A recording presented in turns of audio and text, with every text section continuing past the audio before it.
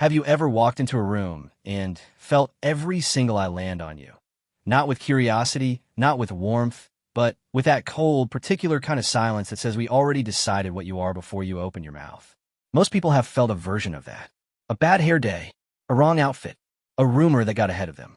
They felt it for a minute, maybe an hour, and then life moved on and swallowed the discomfort whole. Now imagine that feeling didn't last an hour.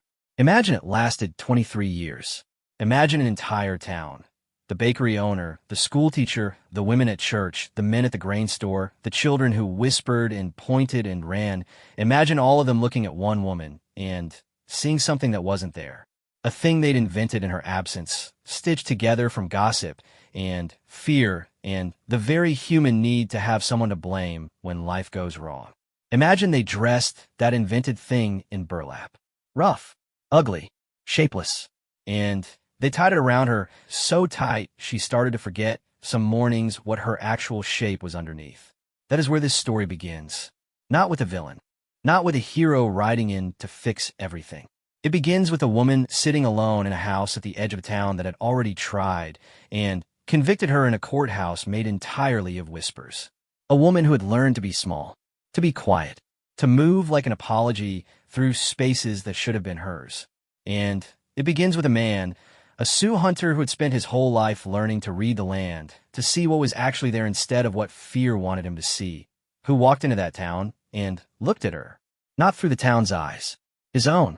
What he saw changed everything. But here's what nobody tells you about stories like this one. Being seen, truly, fully, without the costume the world made you wear, is not always a gentle thing.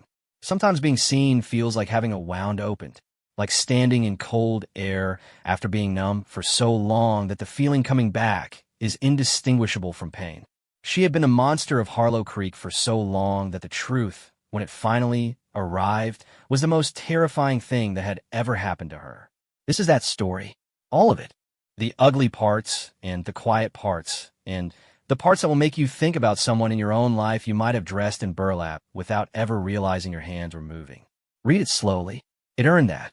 The house at the end of Goose Hollow Road did not look haunted. That was the first thing strangers noticed, if strangers ever came that far down the road, which mostly they did not. It looked tired, like a person who had been standing in the rain for a very long time and had simply stopped hoping the rain would stop. The porch boards had grayed into the color of old teeth. The window boxes, which had once held marigolds, she remembered planting them, age 7, fingers black with soil while her mother hummed, now held nothing but dry dirt in the ghost shapes of roots. The fence along the front had listed so far to the left that it touched the ground on one side. Not broken exactly, just surrendered. Nara Blackwood lived there alone, same as she had for the past 11 years, same as the town of Harlow Creek had silently agreed she deserved. She was 34 years old. She had brown hair that she kept in a braid because it was easier than deciding anything about it. She had eyes the particular gray-green of creek water in November. Not pretty in the way people call things pretty, but the kind of eyes that, if you were standing close enough and paying attention, seemed to be doing a great deal of thinking that never reached her mouth.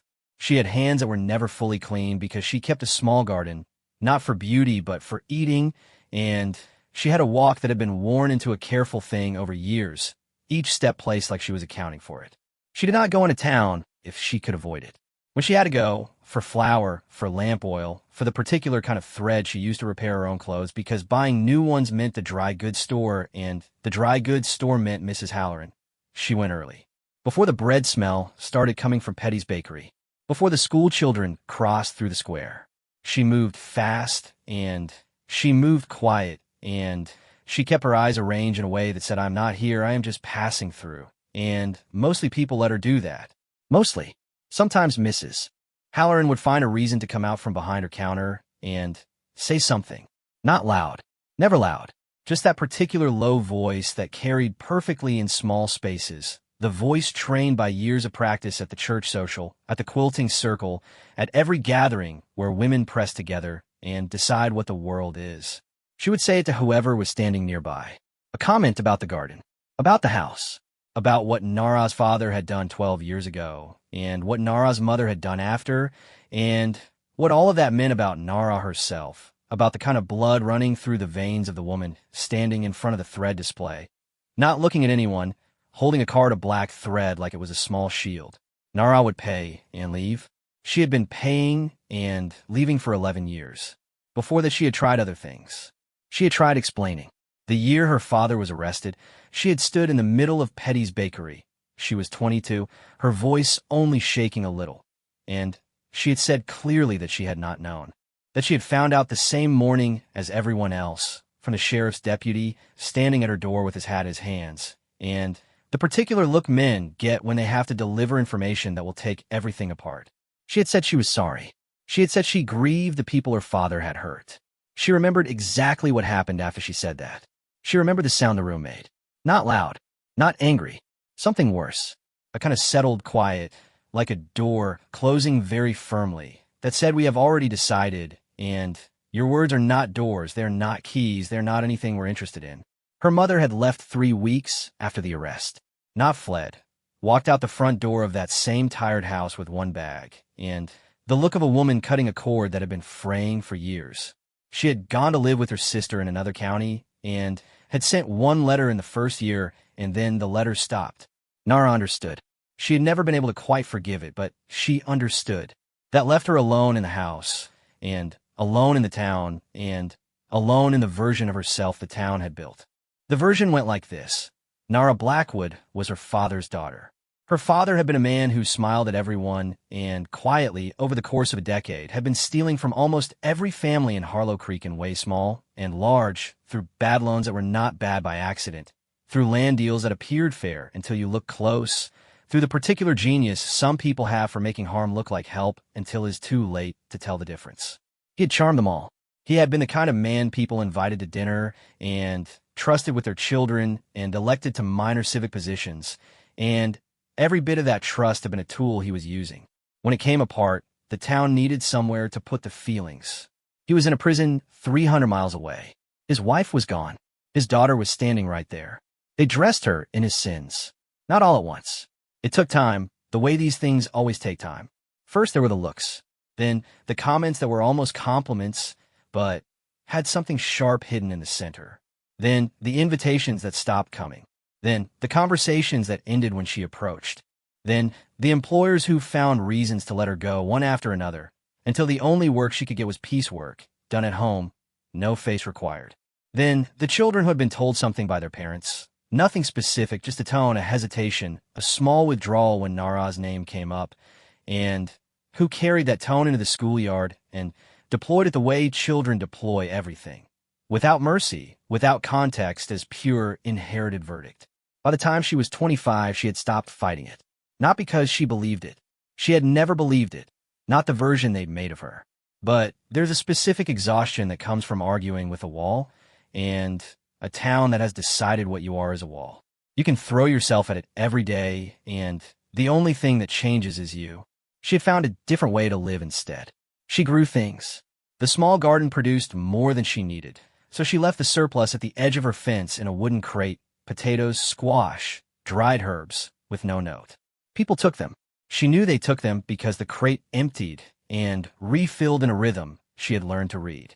She repaired things, shoes, clothes, the occasional piece of harness leather, for money left in an envelope slid under her door by people who wanted the work done but didn't want the interaction.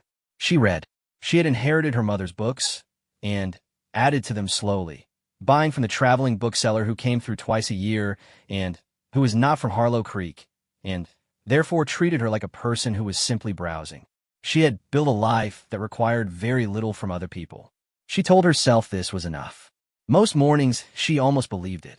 The day everything changed started the way most of her days started, slowly, without drama, with the particular gray light of early autumn coming through the east window, and her coffee going cold on the table while she sat with a book she was not reading.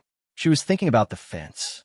The left side had finally touched the ground fully, and she needed to either fix it or take it down entirely. And she was running the problem over in her mind the way you run a stone over in your hand, feeling its edges, not ready to set it down yet. She heard the horse before she saw it. Not unusual. The road ran past her house before it went on into the hills, and hunters used it this time of year heading up toward the ridge where the deer were beginning to move. She didn't look up from her book immediately. The coffee was still there. The fence problem was still there. The horse's hooves on the dry road came closer and then did not pass. They stopped. She looked up then. The man on the horse was looking at her fence. Not at her, at the fence. He was tilted slightly in the saddle, the way a person tilts when something has caught their attention that they're still sorting out, and he was studying the listing wood with the focused interest of someone who has just encountered a puzzle they did not expect.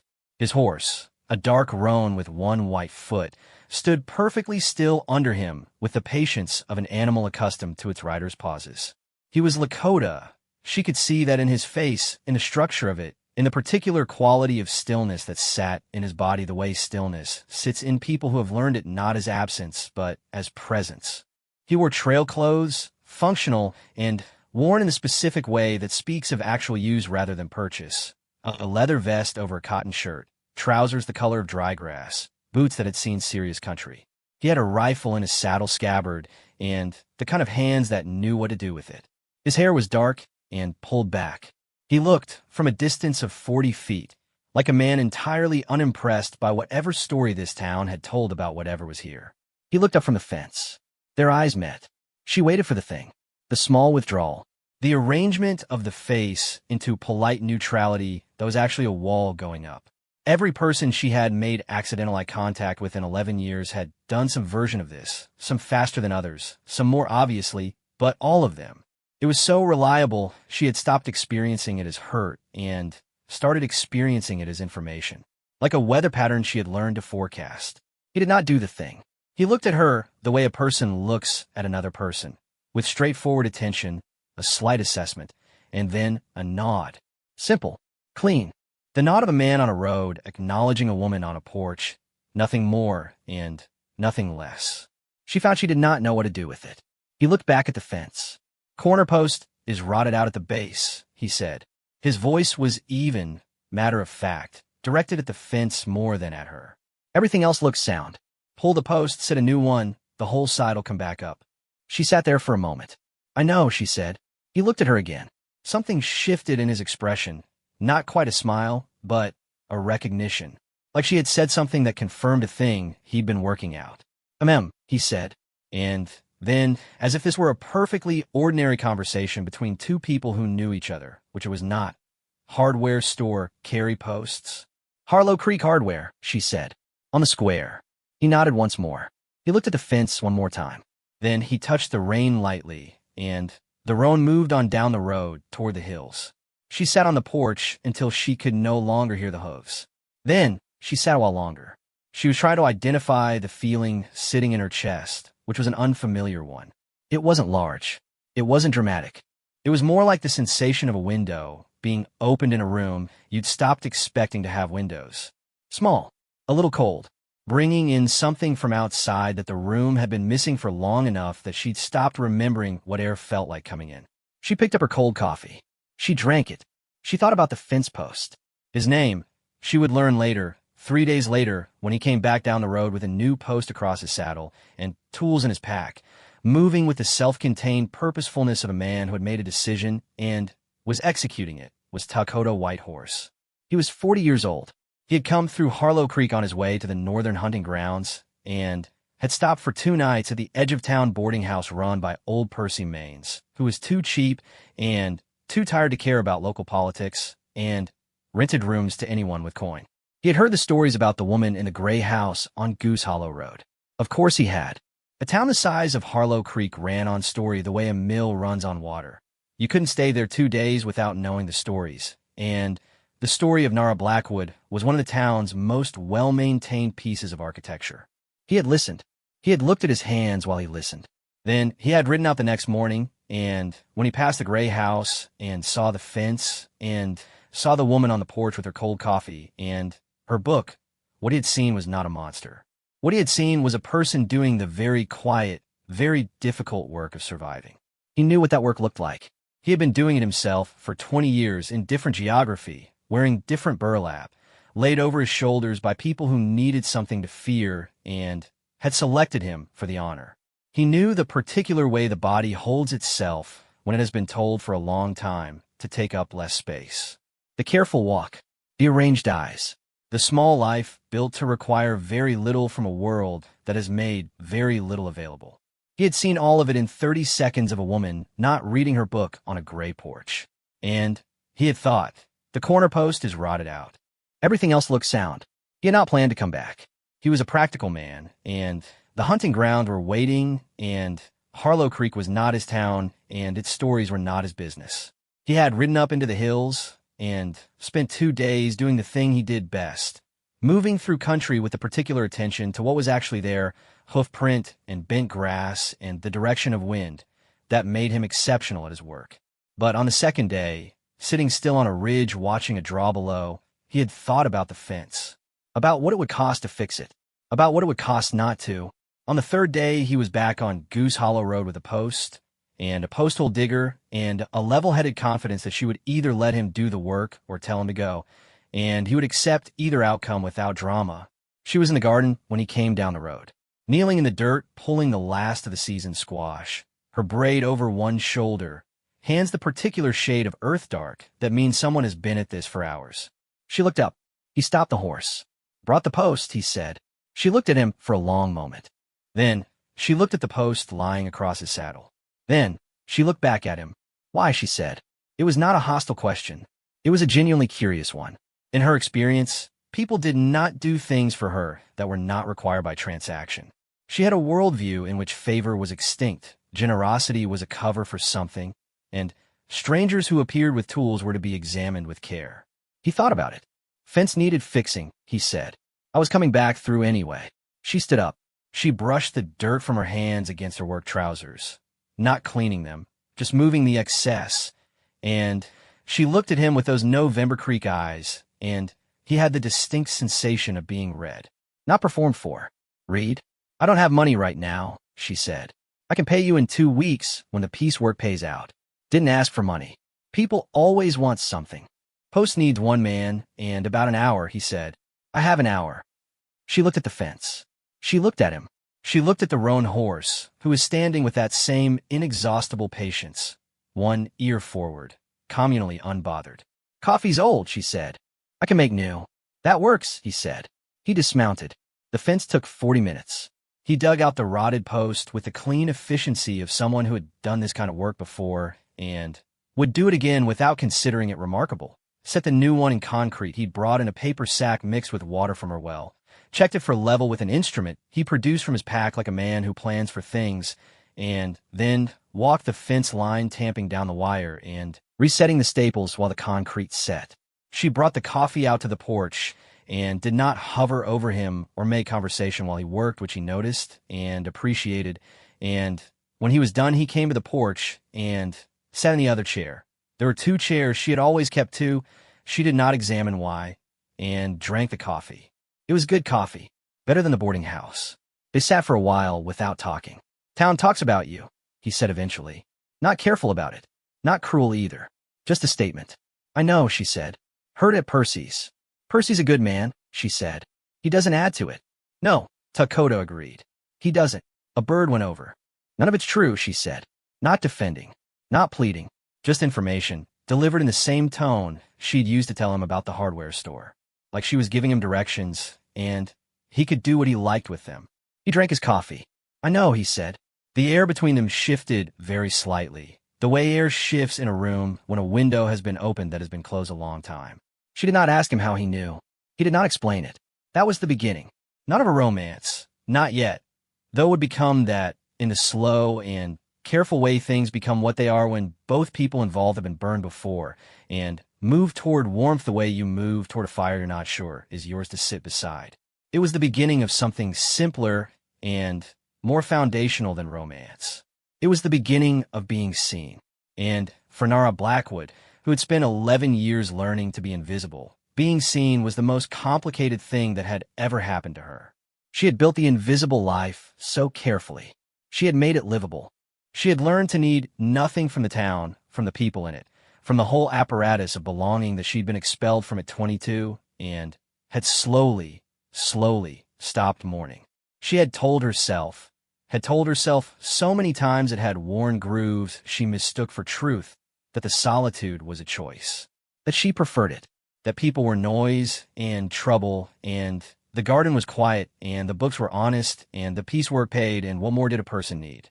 She believed most of this until a man came down a road with a fence post and an hour to spare and looked at her like a person, and she felt, sitting in that second chair she'd always kept, something open up in her chest like a window she'd stopped remembering was there.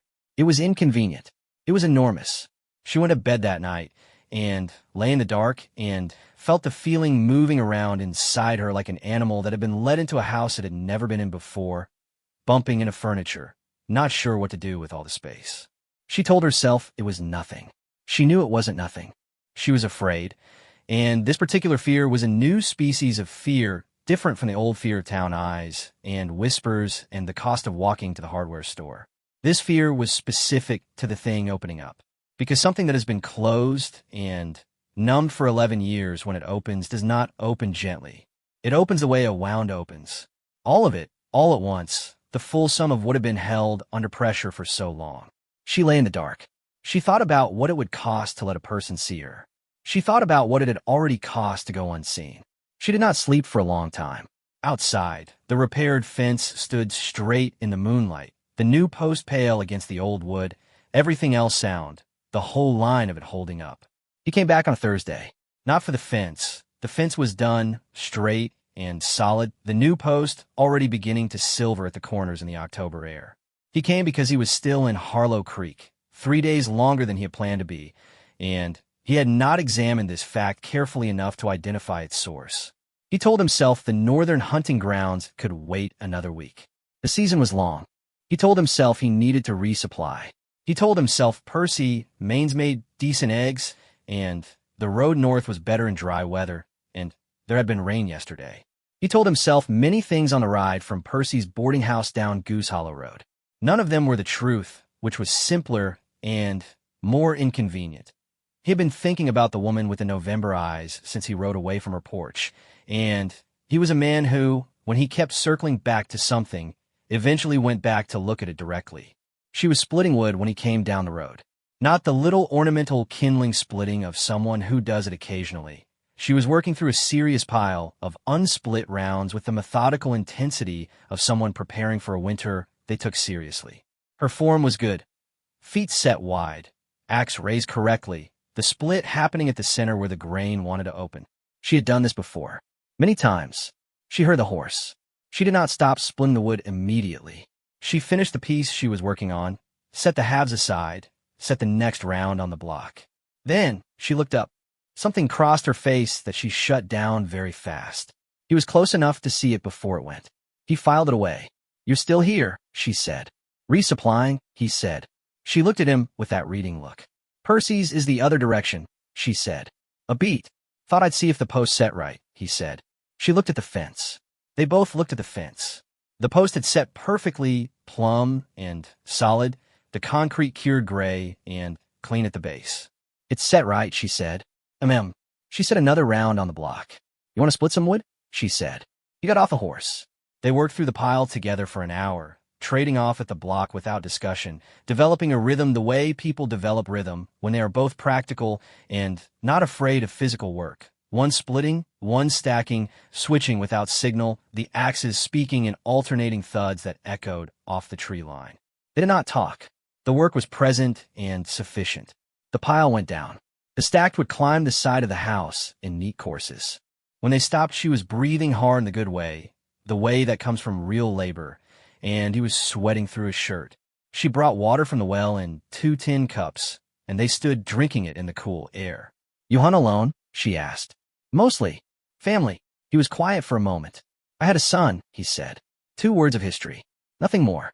The weight of the had was its own sentence, and she heard it and did not press. "I'm sorry," she said. He nodded once. The nod of a person who has received many sorries, and kept moving. "You've," he said. "No one," she said. "The house is big for one person. My parents built it," she said. "My mother left. My father went to prison. I stayed." She said the way someone says a thing they have said many times, inside their own head if nowhere else, until the saying of it is just sound, and the wound lives somewhere below the sound. He recognized the technique. "Why?" he said. She looked at him. It wasn't a simple question, and they both knew it. I don't know, she said. And then, more honest, I think I was waiting for it to get fixed. The thing the town thought about me. I kept thinking if I just stayed and showed them I was here and I was ordinary, eventually they'd see it. She stared at the stack of wood. 11 years is a long time to wait, he said. It didn't work, she said.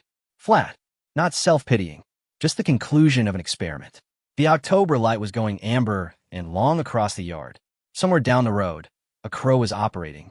The water in the tin cups had gone down to the last inch. They used to leave things on the porch, she said. She was still looking at the wood pile. Early on, after my father. Not violent things. Just a word painted on a board. Nailed to the porch rail. The same word twice. After the second time, I stayed up 3 nights in a row with a lamp, and they stopped. She was not telling him this for sympathy. He understood that.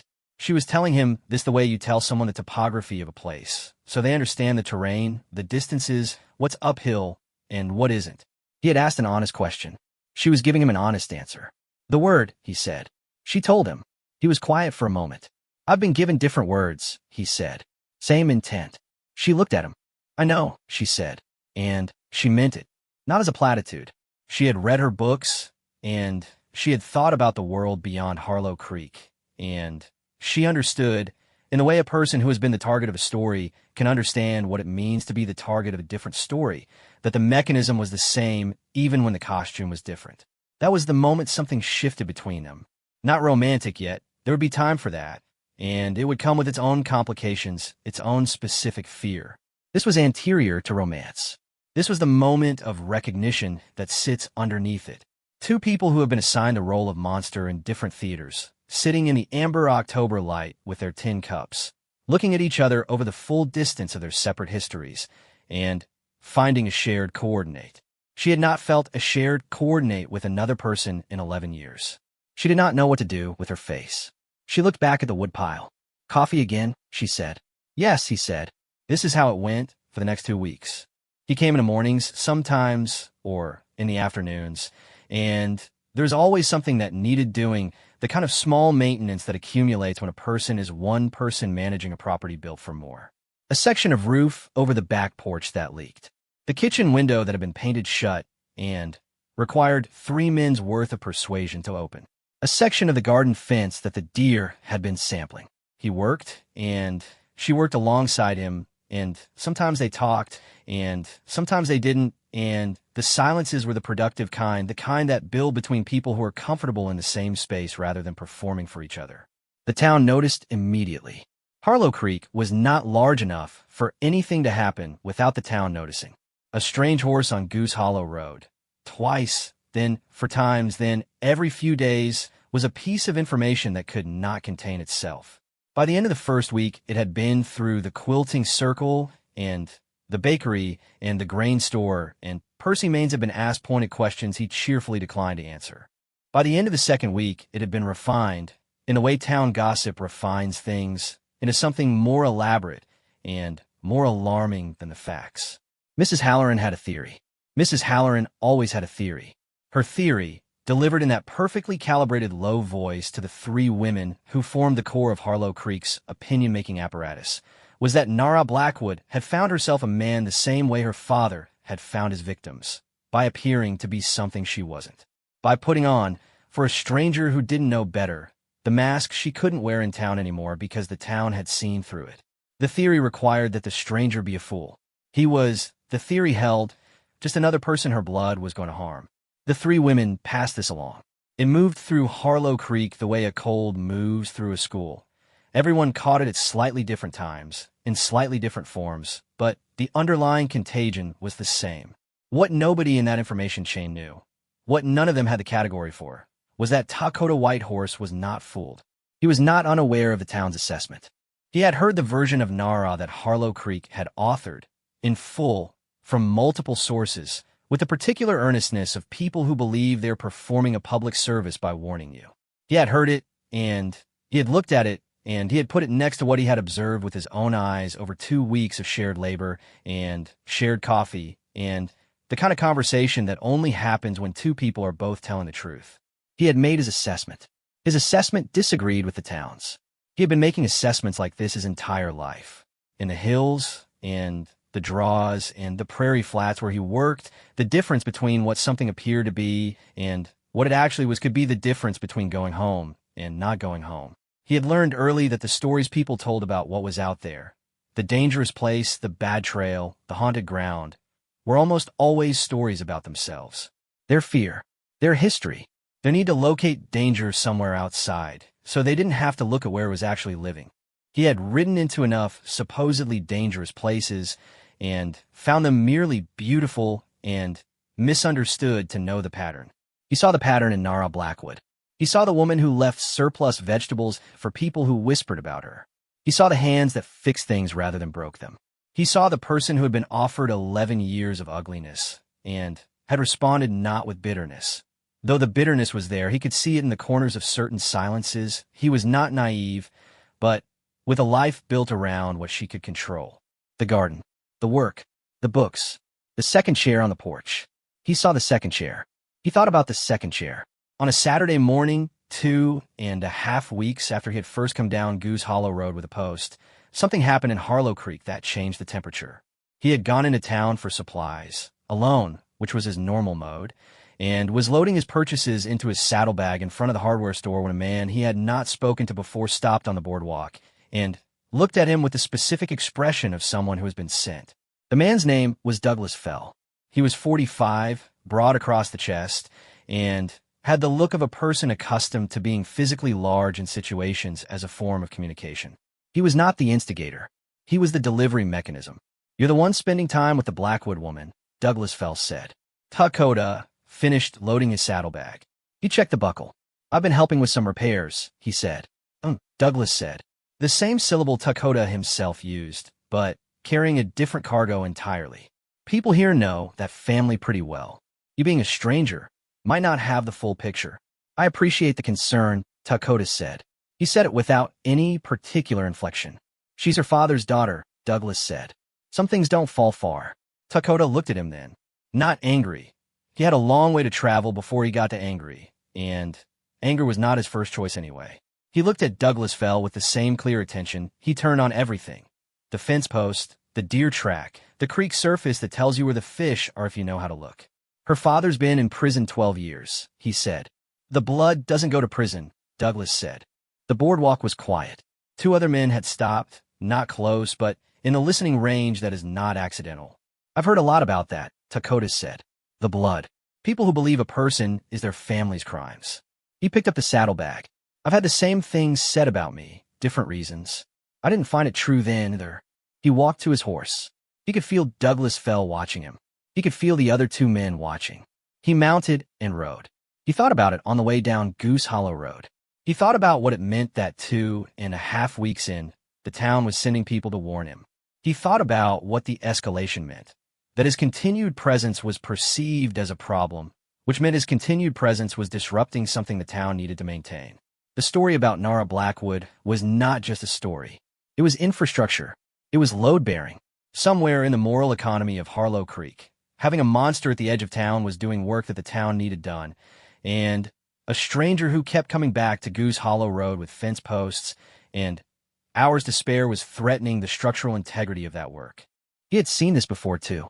He thought about what it meant for her, that this infrastructure existed, that every time she walked to the hardware store, she was walking through something people had built specifically to contain her, that she had been living inside this architecture for 11 years, the architecture of other people's need, and had survived it by making herself small enough to move through it without triggering it too often. He thought about the careful walk, the arranged eyes. He thought about the second chair. He came down the road. She was on the porch, mending something, needle and thread working in the focused, automatic way of a person whose hands know the task. She looked up and did the thing he had begun to watch for, the thing she tried to hide, which was the slight shift in her face that happened when she saw him coming. Not a smile exactly. Something before a smile. The original material a smile is made from. He tied the roan to the fence post, the new post, and came up to the porch. "Someone named Douglas Fell talked to me in town," he said. Her hand stopped on the mending. The shift in her face did something different now. Closed off. Went flat in the way that is not absence of feeling, but the cover laid over too much of it. What did he say? She said. Not a question. He told her. She looked at her hands, at the needle sitting still in the cloth. He watched her arrange herself, watched the process of it, the conscious construction of the expression she wore in town, the one that said, I'm not here, I am just passing through. He watched her put it on right there in front of him, which she had probably never intended him to see. They won't stop, she said. I know. He's not the last one they'll send. I know that too. She looked up at him. You should probably stop coming down this road, she said. Probably, he said. Neither of them moved. A long moment sat between them. The length of it, the quality of it, heavy with everything they had been not quite saying for 2.5 weeks. With the shared coordinate, with the second chair and the November eyes and the 2 weeks of honest work and honest talk and two people who had both learned what it cost to be themselves inside other people's stories and had found, against all reasonable expectation, someone else who knew the cost. I won't though, he said. She looked at him for a long time. Her hands were still on the mending, but she wasn't mending. Why not, she said. Careful. Testing the ground. He sat down in the second chair. Because the town is wrong, he said. About you. And I know it is, and going away doesn't change that. It just leaves you here with them being wrong about you. Same as before. You've been here 3 weeks, she said. You have a life somewhere else. I'm not worth, don't, he said. She stopped. Don't do that, he said. Not hard. Not lecturing. Just a firm correction. Don't tell me what you're worth. That's not yours to measure. Not after what's been done to the scale. She looked at him. Her face did the thing again. Not the smile, the before smile. And then it went somewhere else entirely, somewhere more complicated and more honest, and he watched it happen and did not look away. I'm scared, she said. It was possibly the most honest thing she had said to anyone in 11 years. He nodded. Yeah, he said. Me too. The crow was back down the road. The October air was moving through the garden. The mending sat in her hands, and the roan stood at the fence, and the afternoon light was doing something very specific with the angle of shadows on the porch floor, and nothing was resolved, and everything was open, and the town was still there, all of it, with its story and its architecture and its need. And in the middle of all of that, 2 people in 2 chairs, both afraid, neither leaving. That was something. It wasn't fixed, but it was something. The breaking point did not announce itself. That is the nature of breaking points. They are built slowly, silently, through accumulation, through the gathering of one small thing on top of another, quietly, without fanfare, the way snow loads a roof, and then at some point the weight is what it is, and the roof gives, and everyone acts surprised even though the snow was falling the whole time in full view. Harlow Creek had been loading that roof for 3 weeks. After Douglas fell, there was a note. Someone pushed it through the gap in the mail slot on her front door on a Wednesday morning. She was in the kitchen eating oat porridge and heard the paper sound and went to find a folded piece of brown paper that said, in letters pressed hard with a pencil, leave while you can. She was not sure if it was addressed to her or to Dakota.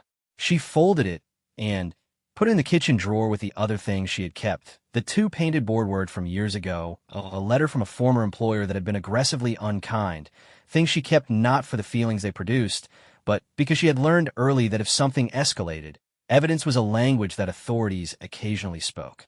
She did not tell Dakota about the note immediately. She told herself this was to protect him. This was partially true. It was also partially that telling him felt like admission that the town was escalating, that his presence was catalyzing something, that the thing she had feared most was already moving, the possibility that caring about someone meant watching the town direct its machinery at them. She knew that machinery. She had been under it for 11 years. She would not wish it on a person she was beginning to. She did not finish the thought. She ate her porridge. He found out about the note, not from her, but from Percy Maines, who had his own information network and was not as neutral as he appeared. Percy told Dakota on a Thursday morning, in the plain and unadorned way of a man who believes information should travel, and Dakota sat with it for the rest of the day, without going to Goose Hollow Road, which was unusual enough that she noticed his absence, and sat with the absence the way she sat with all difficult things, quietly doing something with her hands, a lid on it. He came on Friday. He came with the specific quality of a man who has been thinking hard about something and has arrived at a position. She was in the garden pulling the last of the season. He came through the gate, through the fixed fence past the good post, and crouched down in the row across from her, and picked up a parsnip she had just turned out of the ground and held it without purpose while he talked. "The note," he said. She looked at the parsnip in his hand. "Percy," she said. "Percy," he agreed. She pulled another parsnip. "Set it in the basket." "How many before this one?" he said. She looked at him. "Takada, how many?" he said. Same voice. Not harder, just clearer. She told him. The two board words from years ago. The unkind employment letter. Twice someone had turned her produce crate upside down in the road. Once a window at the back of the house. The window she'd been slowly working up to repairing anyway. Had been broken, which could have been a stone thrown by a passing young man. Could have been something else. She had repaired it herself and not reported it. He listened to all of it. He set the parsnip down in the basket with the others. "You should have told me," he said. "It's not new," she said. "It's been this way for years. The note was because of you, yes, but the rest of it is just, this is just the weather here. It's been raining since I was 22. I know how to stand in it." "You shouldn't have to stand in it," he said. "That's a different conversation," she said. "What actually exists is this one." He looked at her for a long moment. "I want to go to the sheriff," he said. She laughed. Not a bright laugh. The short, flat kind, the kind that comes out when something hits a nerve that is too frayed to respond normally. "The sheriff's wife," she said, "is Mrs. Halloran's cousin." A pause. "Ah," he said. "Yes," she said. She pulled another parsnip. "I have a friend in the county seat," he said. "A lawyer. A man who went to school with a federal judge." This, he gestured at the basket, and all it stood for, 11 years of it, the word on the board and the note and the upturned crate. This is a pattern. There are laws. The harassment, the employment pressure, the takoda. She said his name in a way that stopped him. Not harsh, just direct. The way you stop a person who is walking towards something you can see from where you're standing that they can't see from where they are. "I know there are laws.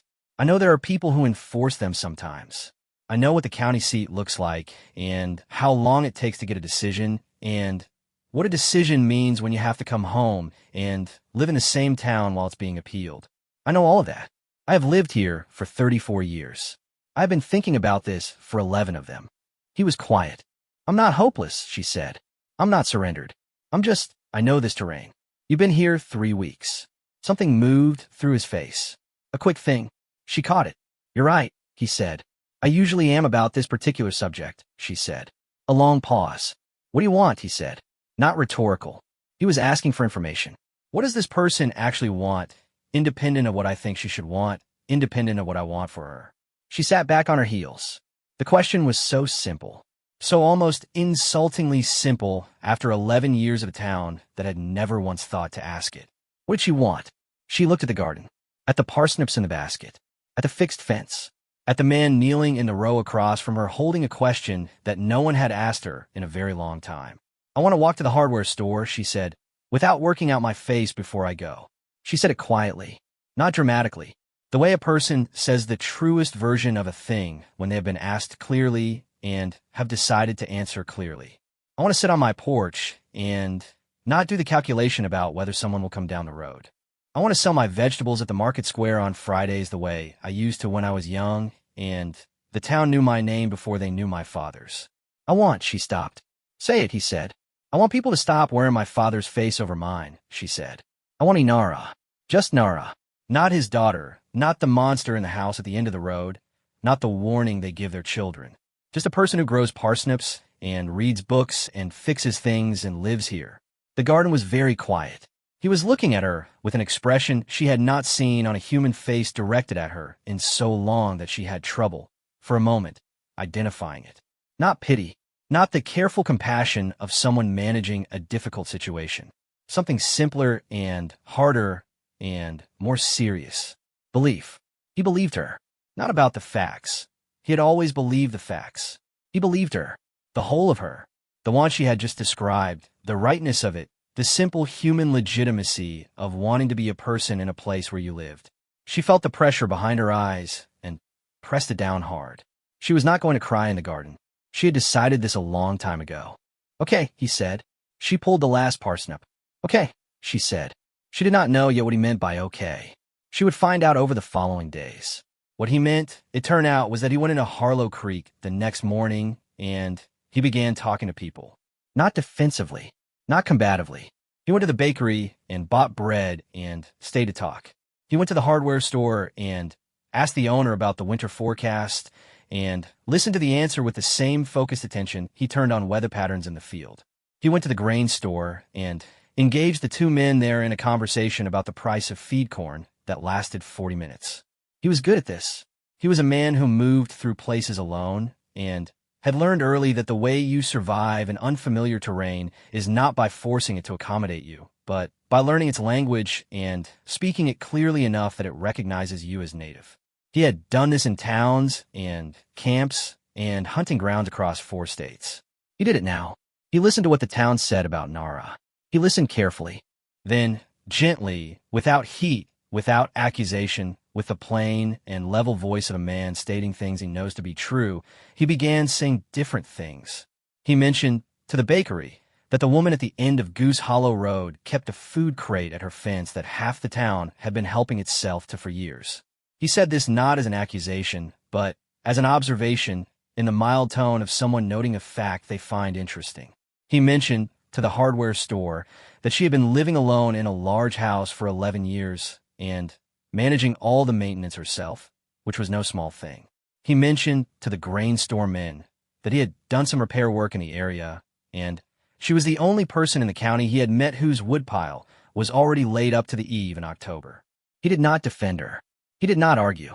He described her. This is a different thing, and a much more powerful one. Defense invites counterargument.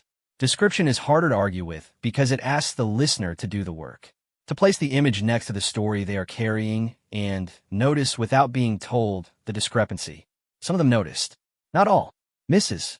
Halloran was a lost cause, and he had assessed this quickly and invested no energy there. Douglas felt would need more time than was available. But the bakery owner was a woman named May, and May had a memory for facts, and the fact of the food crate had been sitting in her memory for 6 years. She had taken from it 3 winters running, when her own preserves ran short, and Takota's light mention of it caused something to shift behind her eyes that she said nothing about in the moment, but that sat with her for 3 days. The grain store men were not bad men. They were men who had accepted the town story because the town story was available and examining it was not. Takota gave them something small to examine. What they did with it was their own business. Percy Maines, who had been quietly rooting for something since the moment Dakota arrived, began telling a slightly different version of recent events to the people who came through his boarding house. Nothing wild, just a slight emphasis here, a slight omission there. Percy had been in Harlow Creek his whole life, and he knew where the weight needed shifting. None of this was fast. None of it was a revelation. The town did not gather in the square and repent. That is not how towns work, and Nara had lived there long enough to know it, and Takota had lived in enough towns to know it, and neither of them was operating under the misapprehension that this was a story with a clean ending. What happened was smaller and more real than that. What happened was gradual and was still happening. The morning it began to tip, the morning the accumulated small things reached sufficient weight, was a market Friday in the 3rd week of October.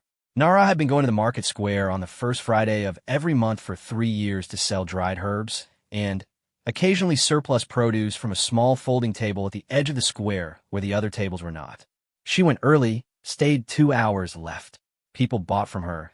The herbs were good, her drying and bundling were meticulous, but they did so without looking at her directly and left without conversation. The transaction completed in the efficient silence of people who want the thing but not the person. This Friday, Takota came with her.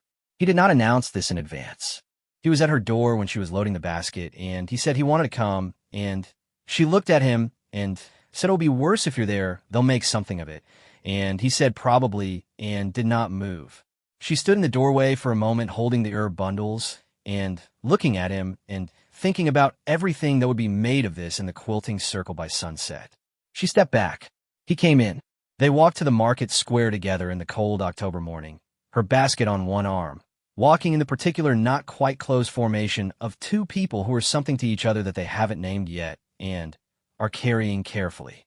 The square noticed. Of course the square noticed. She felt at the moment they walked in the specific frequency of awareness that 40 people all having the same thought produces. Heads turning. Conversations finding new channels. The woman at the next table, a person she did not know well, who had always been politely cold, looked up from her cheese display, and then looked down again very fast. Nara set up her table. She laid out the herb bundles in their usual arrangement. Thyme, rosemary, lavender, the small bundles of dried sage. The hands that did this were steady. Dakota stood to the side and slightly back, looking at nothing in particular with the focused nowhere gaze of a man standing in a crowd whose job is to be visible without being aggressive. He was very good at this. He had a quality of presence that was large without being threatening. The quality of a person who does not need to assert themselves because they're simply, plainly there, occupying their space with the undefensive confidence of a person who has decided they belong. The market went on around them, and then 20 minutes in, a thing happened. May from the bakery came across the square. She came with the deliberate step of a woman who has made a decision and is walking toward it before she changes her mind. She stopped at Nara's table. She picked up a bundle of thyme. This for cooking or for medicine, she said. Nara looked at her. Both, she said. Better in a roasting pan. Use the full stem and pull it before you serve. May looked at the thyme. I'll take 2, she said. She paid. Nara wrapped them. May did not leave immediately. She stood for a moment at the edge of the table, looking at the arrangement of bundles, and then she said, quietly, not making a statement of it, just a woman saying a thing to another woman over a table of dried herbs. I've taken from that crate of yours. Nara was still. 3 winters, May said. Nara did not say anything. I don't think I ever, May stopped. She was not a woman accustomed to this kind of sentence, and she was finding her way through it with the careful awkwardness of someone who has discovered a debt they have been carrying without realizing. I should have said something before this. She picked up her thyme. She walked back to her side of the square. Nara stood at her table. Dakota was looking elsewhere. He had seen it. He was choosing not to look at her because he understood that she needed a moment that was not watched. She stood at her table. She felt the thing in her chest, the window, open a little further. It was not forgiveness. It was not repair. It was one woman and 2 bundles of thyme and a sentence that had been owed for 3 years. The town was still the town. Mrs. Halloran was somewhere in the square, and the story she told was not retracted and would not be retracted today or easily. But May had come across the square. In 11 years, no one had come across the square. Nara straightened the herb bundles. She smoothed the cloth on the table. She did not look at Dakota, but her face, standing there in the cold October market, was not arranged the way it was usually arranged. It was not the face she wore for the hardware store run. It was not the face that said, I'm not here, I'm just passing through. It was something more like her actual face, the one that lived under the performance. Quieter, more open, the one she wore in the garden with her hands in the dirt, or on the porch in the evenings when she thought no one was looking. A young woman from the other side of the square, she did not know her name, had seen her only in passing, came and bought lavender, and she looked at Nara when she said, thank you, and Nara looked back and said, you're welcome, and neither of them looked away first. Small things. But small things are what towns are made of, and towns can be unmade the same way. She sold out of sage before noon. She walked home with Dakota beside her, and the empty basket and the cold light coming at a low angle over the fields, and they didn't talk much, both of them carrying the morning differently, and at her gate she stopped and looked at the fixed fence and the good post, and the house that was tired but still standing. She looked at him. Same time next Friday, she said. He looked at her with the reading look that she had stopped fearing. Same time next Friday, he said. She opened the gate. She went in. She did not do the calculation about who might come down the road. Not that evening. Not yet all the time. But that evening, for the first time in 11 years, she sat on the porch in the cold October air with her book and did not calculate.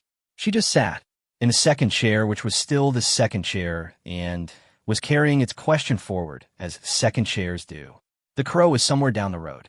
The mended fence stood in the last of the light. The parsnips were all in. Winter was coming, same as always. The town would wake up the same as always, and Mrs. Halloran would be at the counter, and the story would still be in the air. But the scale of it had shifted slightly in the way that the ground shifts slightly before it shifts significantly. She could feel it, the specific sensation of a narrative losing a little of its weight, of a wall developing in one or two places, a hairline crack. May had come across the square. She set that down in herself the way she set new posts in the ground, deep, with concrete, to hold against the things that lean. It was 3 weeks in a winter when the hardest thing happened. Not the hardest thing to survive. She had survived things harder in absolute terms. The hardest thing to witness. The thing that made the truth of what the town had done to her not just her personal knowledge, but a matter of record that others saw and could not unsee. But that is the next part of this story. This part ends here on a porch in the cold October air, with a woman who had been called a monster for 11 years sitting in the last light of an October afternoon with nothing in her hands but her own life, which was small and was damaged, and was hers, which was more than it had been a month ago. She was still afraid. Being seen still felt like a wound opening. But she was sitting in it, not running from it, not making herself smaller to avoid it, just sitting in it, in the cold, with the feeling of being seen moving through her like the first cold air through a window that had been painted shut, and the question in the second chair, and the fixed fence, and the year moving toward its dark end with all its particular weight and promise. She sat. She breathed. That was enough for that evening. That was more than enough.